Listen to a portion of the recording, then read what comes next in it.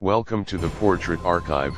Before starting, I want to make a request. Please subscribe to the Portrait Archive and hit the bell to ensure you're here when we unveil our next portrait. Today's topic is William Shakespeare. In the heart of England, where the River Avon winds lazily through green fields, there lies the market town of Stratford. It is April 1564, a time of plague and fear, but in a handsome house on Henley Street, a glover and withal named John Shakespeare welcomes a new son into the world. They name him William.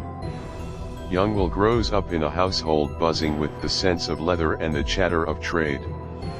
His mother, Mary Arden, comes from old farming stock, and she fills his head with the old country stories of fairies and woodland sprites, of magic and mischief.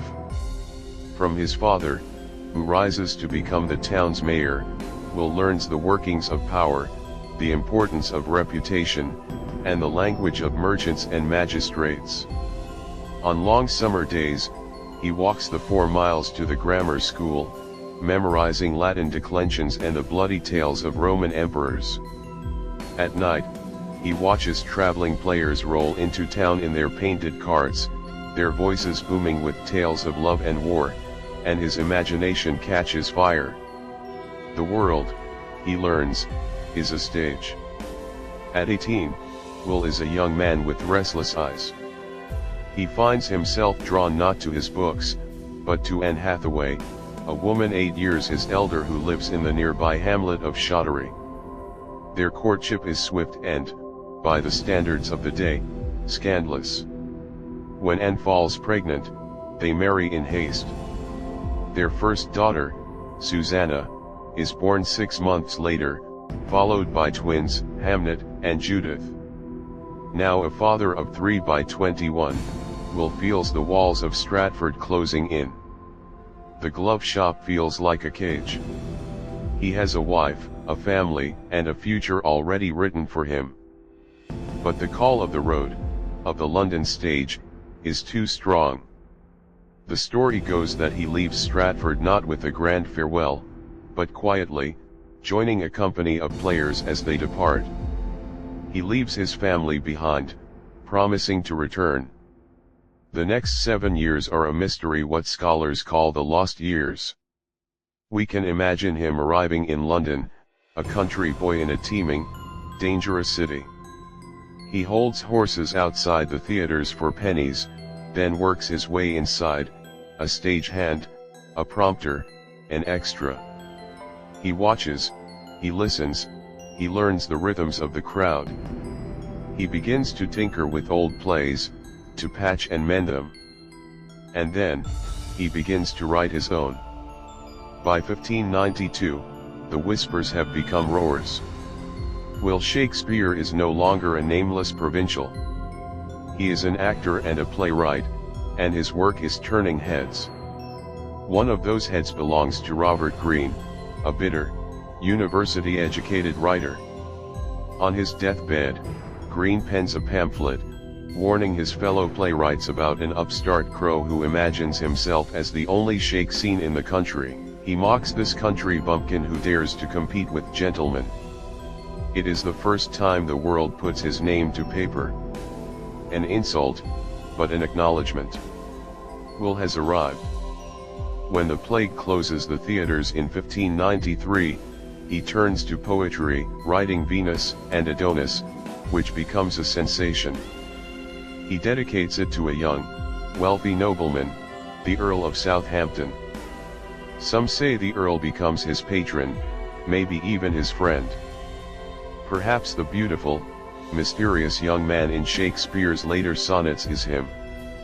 When the theaters reopen, Will joins the best acting company in London, the Lord Chamberlain's Men. He is not just a writer for them, he is a shareholder. He owns a piece of the dream.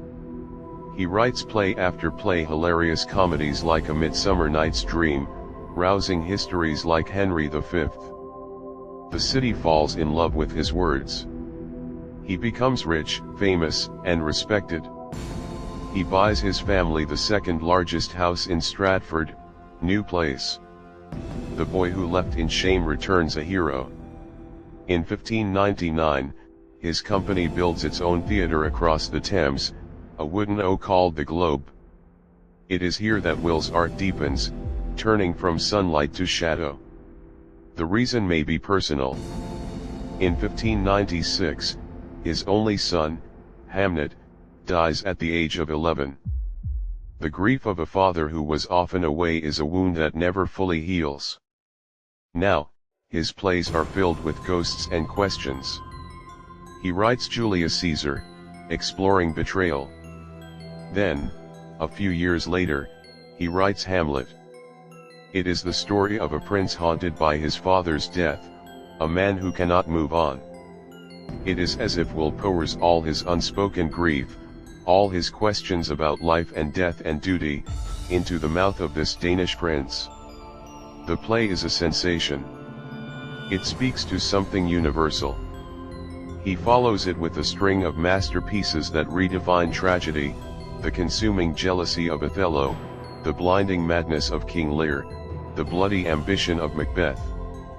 He writes for kings now, for King James I, who becomes his company's patron, renaming them the King's Men. The boy from Stratford is the favorite of the throne. But even the brightest fire eventually dims. Around 1610, Will begins to withdraw from London. He returns to Stratford, to the quiet life he left behind so long ago. He walks the same lanes, but now he is a wealthy gentleman, a man of property. His last great play, written alone, is The Tempest.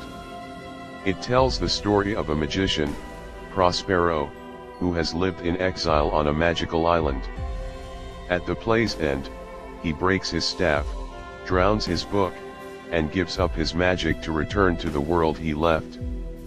It feels like a farewell. In the play's epilogue, Prospero speaks directly to the audience, "Let your indulgence set me free." It is as close to a personal goodbye as Will ever writes.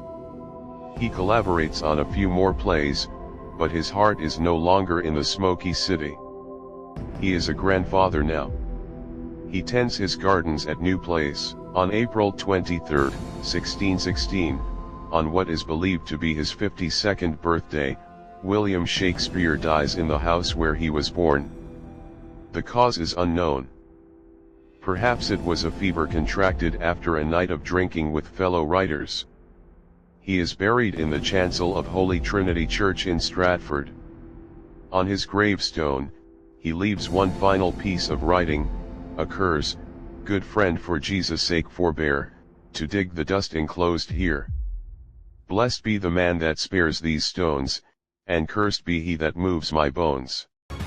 For years, he is remembered as a fine playwright, but not necessarily the playwright. Then, in 1623, 7 years after his death, his friends from the King's Men publish a collection of his plays. It is a large, grand book, known as the First Folio. Without it, half of his masterpieces including Macbeth, Julius Caesar, and The Tempest would have been lost forever. We do not know what he looked like, not really.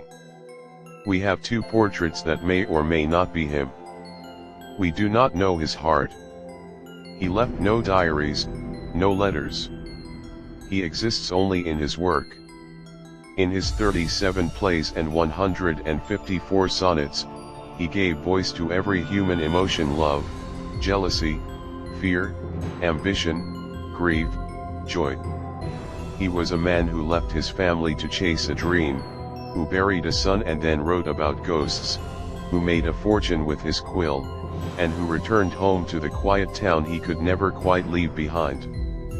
He was, in the end, a man who became the story, and whose story will never, ever end.